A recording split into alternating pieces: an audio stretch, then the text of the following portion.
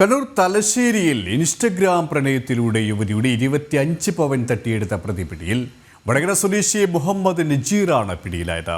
യുവതിയിൽ നിന്നും തട്ടിയെടുത്ത 25 പവനിൽ 14 പവൻ വടകരയിലെ ജ്വല്ലറിയിൽ നിന്നും പോലീസ് കണ്ടെടുത്തു.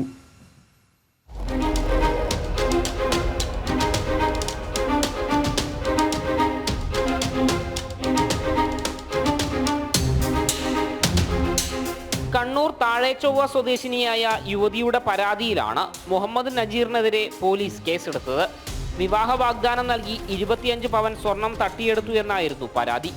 വ്യാജ ഇൻസ്റ്റഗ്രാം പ്രൊഫൈൽ ഉപയോഗിച്ചാണ് നജീർ യുവതിയുമായി ചാറ്റ് ചെയ്തിരുന്നത്. വിവാഹ വാഗ്ദാനം നൽകിയ ഇയാൾ ഒരുമിച്ച് കഴിയണമെങ്കിൽ സ്വർണം നൽകാൻ യുവതിയോട് ആവശ്യപ്പെട്ടു. പിന്നാലെ സ്വർണം നജീറിന്റെ സുഹൃത്തെന്ന് പറഞ്ഞ ആൾക്ക് യുവതി കൈമാറുകയും ചെയ്തു. തുടർന്ന് നജീറിനെ കാണാൻ കോഴിക്കോട്ടെത്തിയ യുവതിക്ക് ഇയാളെ കാണാനായില്ല.